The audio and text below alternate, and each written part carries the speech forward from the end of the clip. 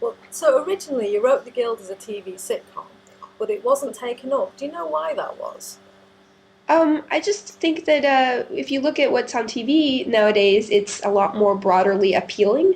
I think in order to have something on a network, even a cable network, you kind of they just strategically they have to please as many people as they possible and appeal to as many demographics. And I think people thought it was too much of a niche, but I don't I don't necessarily agree with that because like this season we're seeing a lot more of the real life of the Guild characters. I mean, there's a place to grow, but Yeah. I think especially on the web, you want to appeal to more of a niche audience in order to grow out of that versus trying to blanket the internet with with different viewers because it's too hard. There's too much on the internet. Believe me, I know I could surf for hours and just lose the whole day. I would love to do that actually. Yeah. Well, maybe when you finished it all, you can do that. Yes, exactly. The next couple days, I think I'm going to get a couple hours off. Just a little surfing.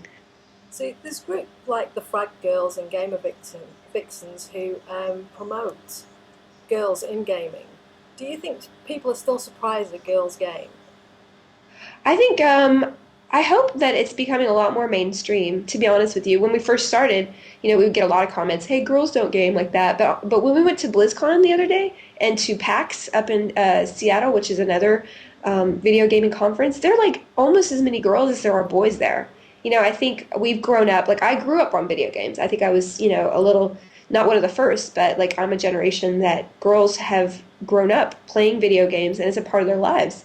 And I think that more and more the video games are entering mainstream, and it's a great way to interact with your friends as well as just rather than sitting passively and getting your media, you can really interact. So that's how I rationalize it at least. No, that So works for me. I'm going to use that. okay, good. It's a rationale. Yeah, yeah. You're breaking barriers. So have you? Well, that's interesting because have you actually experienced any resistance to your internet career because you're a woman? Do you think that resistance is still there?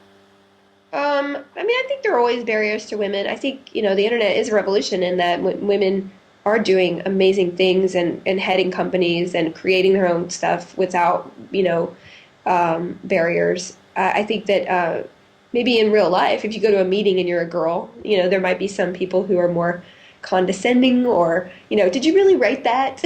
I was like, oh, did you ask me that? Punch. Anyway, Did that's only somebody happened. really ask you that?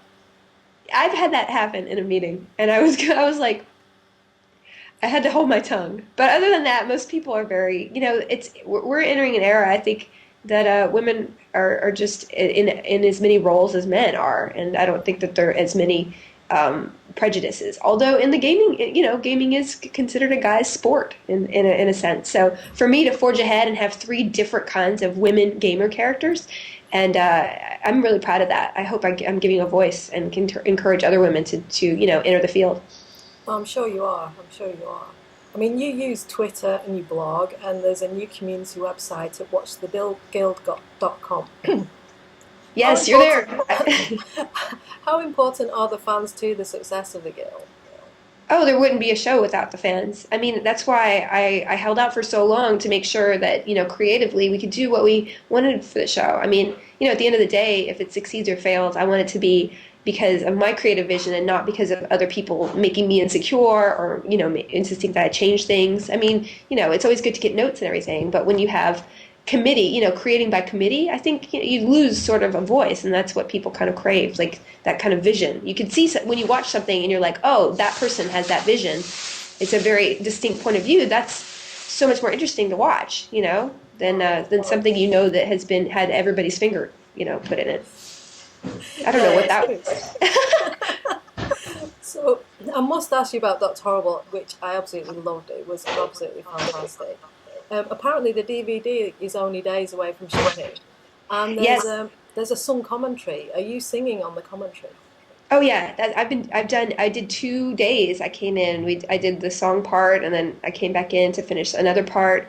It's amazing. I'm actually love the songs. So I mean, for me, some of the songs on the commentary track are as good or even better than the actual um, show. I mean, they're just fantastic. I mean, it's going to blow everyone away. I mean, honestly, it's such a monumental task, but Joss and Jed and Marissa and Zach, they're just so creative.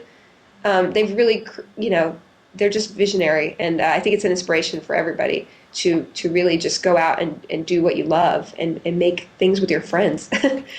Yeah, I mean, Doctor Horrible crossed over into the mainstream in a big way, and I'm sure the Guild is has started to do that. I'm sure that the new distribution deal you have will make that happen for the Guild as well. Maybe. I mean, I think the power of Joss, just his creative vision, is pretty flooring, and I don't ever want to, it will always be like a beacon of shining hope to me. Like, any ounce of inspiration is has come from his, doing this on the internet and really shedding a lot of light on the fact that you can make something independently. He just, and he's awesome. So what can I Yeah, say? well, I think we can all agree on that. Yes.